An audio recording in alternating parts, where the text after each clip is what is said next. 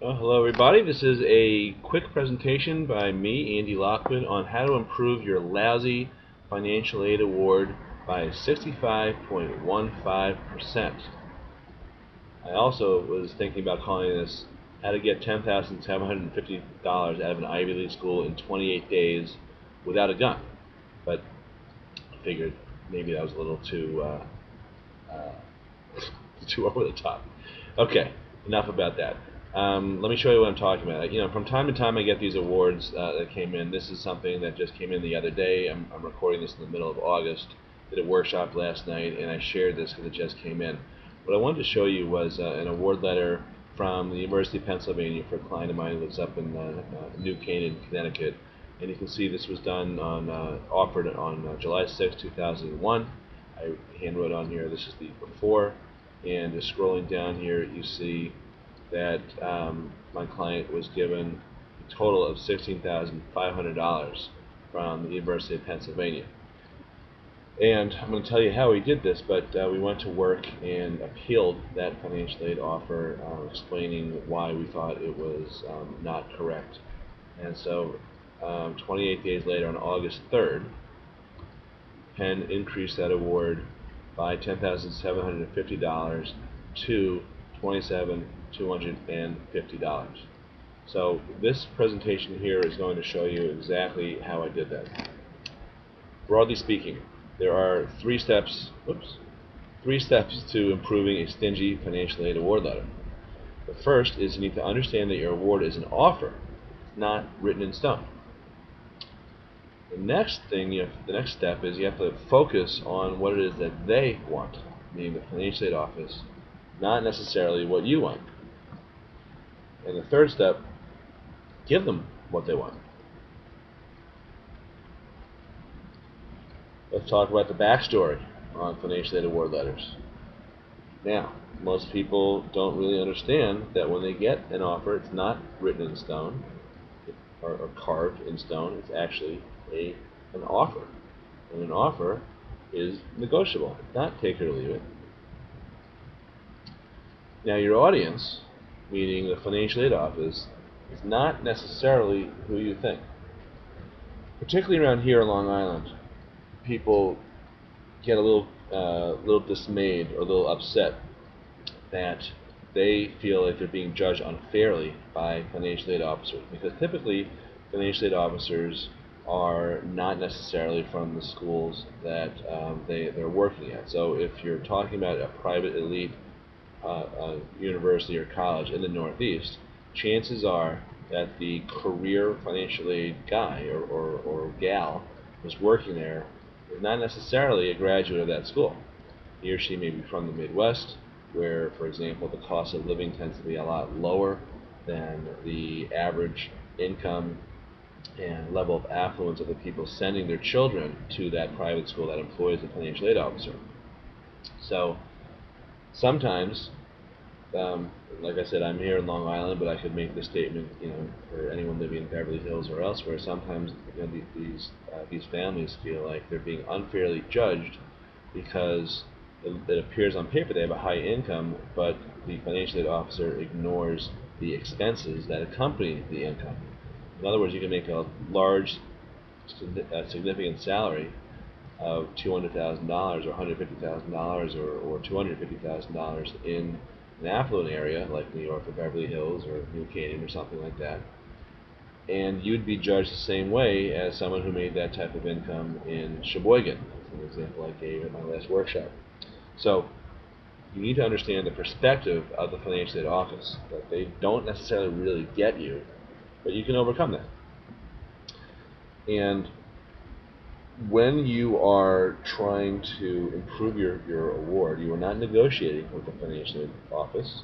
You are appealing because they feel like they are above the commercial and crass,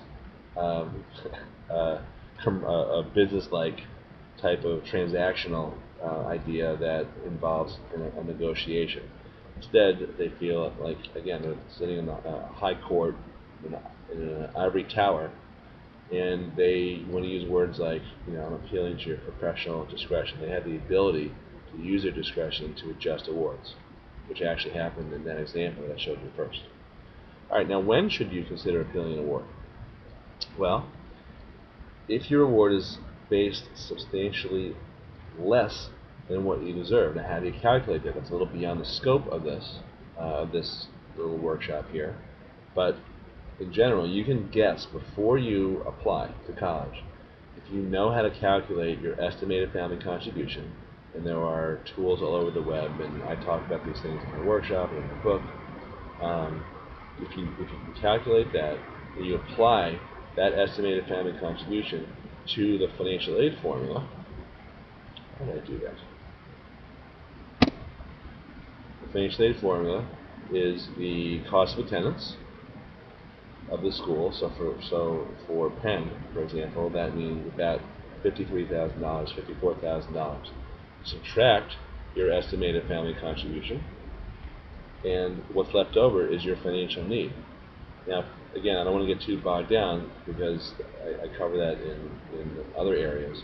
But if you know ahead of time roughly what your financial aid award should look like, and then you get a lousy financial aid award, that would be one instance when you would think about appeal. Another instance is if you yourself made a mistake. So I have a client who is a very sharp guy. In fact, he was the CEO of a publicly traded financial company, and he had filled out his own financial aid forms, even though he told me that he was going to retain me to do that. But lo and behold, 6 weeks later, he filled them out himself, and then he sent them to me to review after the fact. And so I was looking at it, and there was a huge mistake on it. And the mistake was, well, I'll get into it a little bit later, but he made a big mistake after he filed. So he and I together corrected the mistake and refiled, and now we are appealing that financial aid award because the result is less than what he deserved from a school, a private school that's very expensive here in New York. So that's what he did. He misincluded an asset. Yeah, I know misincluded is not a word, but Roger Clemens continues to be in the news. And I remember he misremembered something, so whatever. Let's say you messed up the forms in another way. That's another type of mistake. It's not just including an asset that shouldn't be included. It could also be if you said that you had a certain amount of money, but it really belonged to your student, or vice versa. Those are big mistakes. Those are examples of things you want to correct. Another time you should appeal is to bring forth facts not previously known to the financial aid office. So, if you file the financial aid forms and you show high income for that year, but that doesn't reflect that you were laid off 3 months ago, that is a mitigating circumstance that they need to know about, and that may not be taken into account on the forms. So that would be a big deal. Another example of an unknown fact would be that things are not quite what they seem. So in other words, they may look rosy on paper in terms of your income, in terms of your assets, maybe the house that you live in, but maybe the home is in foreclosure, or maybe you have some other expenses that are not known to the financial aid office. In fact, I would tell you that most expenses are not known to the financial aid office because the financial aid forms ask either nothing or very, very little about your expenses. So sometimes it makes sense to highlight those expenses when you appeal a subpar financial aid award. All right, we'll talk about the anatomy of a successful appeal letter. First of all, the tone of the letter should not be angry. It should not be entitled. You should not act like you are a victim and you're getting screwed over. You should be civil and gracious. The old cliche, you get more flies with honey than with vinegar, applies here. Understand that if you are from an affluent area and you're dealing with the typical financial aid officer who cannot relate to you, you need to do everything you can within reason to sincerely ingratiate yourself with that financial aid officer. Let me talk to you about the structure. The structure of a letter should start out with, dear so-and-so. You always want to address it to a person, not to whom it may concern. Thank you very much for your very generous financial aid letter. financial aid offer. My daughter, Brittany, is extremely excited about attending such and such college. She's been looking forward to going there since she was a little girl, and her campus visits, and her this and that, whatever is applicable in terms of reselling Brittany to that college. However, we are extremely concerned that we are not going to be able to send Brittany because of financial reasons. However, we are getting other offers from competing schools, such as blah blah blah and blah blah blah, copies attached here too. And we're being forced to consider these other offers, even though they are not Brittany's first choice. If there's any way at all possible that you could either meet or possibly even exceed these other offers, by the way, hear the magic words. Brittany is 100% committed to attending your college. Now, you don't have to use those exact magic words, but what you want to convey is that this school is her top choice. That is critical. I'll explain that in a couple of moments. One more tip: you can't bluff, you can't lie, you can't write this to every school. This only works for the first choice. This is why it matters to colleges. Something called the yield. You may not know what the yield is, but the yield is the ratio of students that are admitted compared to the amount of students who matriculate, who show up. The lower or the better the yield, the higher the rankings of that particular college in all those silly little, U.S. News and all those types of places. That is critical. They basically want to know that if they admit you, they have a reasonably good shot that you will show up. A school with a very high yield or poor yield tells the world that, they're not really a top choice. So that really is important because of the rankings. There are also financial implications. The schools from time to time will seek outside investors to build the next $15 million gym, or to put in the sushi bar in their dining facilities, or whatever. They don't use their own cash for that. They go to outside investors. They will float bonds. They'll raise money by issuing debt. Well, just like any institution that's raising money, the school's credit will be rated, and the yield is a key component of that credit rating because it is an indication of how likely that school is to continue to attract students and families who are willing to pay, let's not kid ourselves, exorbitant rates. So that's why the yield's important, and that's why it's important to let the school know that you're committed. All right, who should receive the appeal letter? Who should you write it to? Well, I mentioned before, you do not want to send it to whom it may concern. You need to send it to a person in the financial aid office. Perhaps the person who wrote you, who signed the letter offering you the award in the first place. You should also, if you have a contract in admissions, send it to the admissions person. If your child is playing a sport and there's a coach involved, send it there. You really want to CC anyone at the school who has some kind of relationship or stake in your child showing up.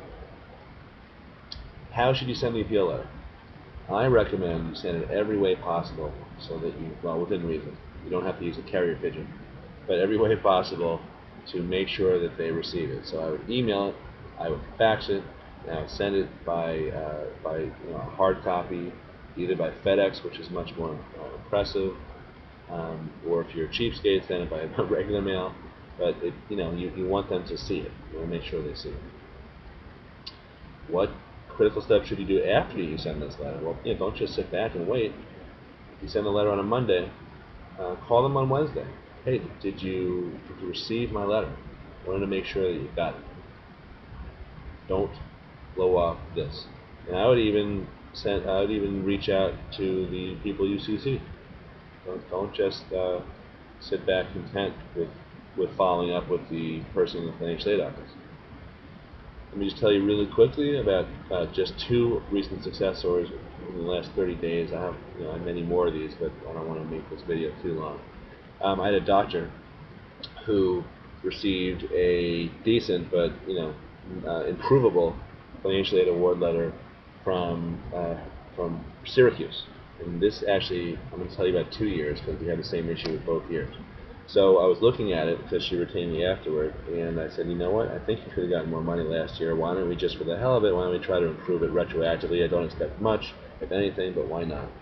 So long story short, we did that, and she got an extra $3,500 last year retroactively, which we were overjoyed with. This year, the issue was the same, and I'll explain that in a second. This year, we filled out the forms on time, and the offer from Syracuse was basically unchanged from last year's improved award. So we went back to work. Actually, I said, listen, I want to try this. I want to try this again. And the doctor said to me, "Are you sure? I don't, it's the same argument. Why didn't they do it again this year?" And when push came to shove, I was practically begging her to write the letter. So I ended up writing the letter, and the gist of the letter was, you know what? You are penalizing the amount of home equity in this home. You're treating it like she's able to tap the home equity. In reality, because of her situation, the house was valued less, and there were reasons that she couldn't access that home equity. So Syracuse happens to be one of those schools that cares about home equity, and then once we made that argument, lo and behold, she got another $7,000 in cash. Likewise, this fellow in New Canaan, I showed you before, he also had a situation where Penn was overvaluing his home. So let me just switch back to that. Okay. Initially, what happened was they gave him an award of $16,500. Now, what I want you to focus on here, hopefully I can do this right, is the expected family contribution. They thought that he could afford $40,850. Well, after we, and this again, it took letters, it took phone calls from my client, who was very personal and very nice, and it's very easy for him to develop a rapport. What we were able to say is like, look, I'm starting up a business this year. It may look like I have a certain amount of equity, but I can't really access it because I don't have the income to qualify for a for an equity line. So what they did was they used their professional discretion to say that his estimated family contribution was actually low, that he was expected to contribute less. So nothing really changed in terms of the way he filled out the forms. This was something that was outside of the so-called 4 corners of the financial aid forms, and they were able to go ahead and make an adjustment so that they could arrive at this result down here, the $27,250 instead of the initial offer of $16,500. So that in this case it worked out. Now I just want to caution you. Look, not everyone gets this same amount. Sometimes people get less. Sometimes you strike out. A lot of times you get a whole lot more than this. It's different for every person. That's the lawyer in me giving a weaselly disclaimer. But I wanted to use these 2 examples, the $7,000 example and the $10,750, because they're not crazy. So if you want more information on just how the whole financial aid process works, or if you have a financial aid offer that you want to try to improve, or you want to avoid getting into a situation where you get a lousy award, you can always visit my website. I also wrote a book. Here it comes. But don't go to the main site for the main site for the book is wholesaleforcollege.com, and it's priced there at $39. You don't have to pay that. I put up a site here, a special page where you can get it. Ironically enough, you can get it for wholesale. You can get my book, How to Pay Wholesale for College, for wholesale. You can get it at a discount at wholesale4college.com/discount. And that book has a lot of information there. There's a chapter on appeals. Most of the information is about how to get more money out of colleges before you file the financial aid form. comes with a few bonuses, and one of those bonuses, I believe, is that you can schedule a 15-minute consultation with me, perhaps to go over your appeal if you're thinking about making one, or maybe even to go over the forms before you file them. Take a look at that site, wholesaleforcollege.com/discount. And thank you for watching this presentation. I wish you the best of luck in all of your college-related endeavors.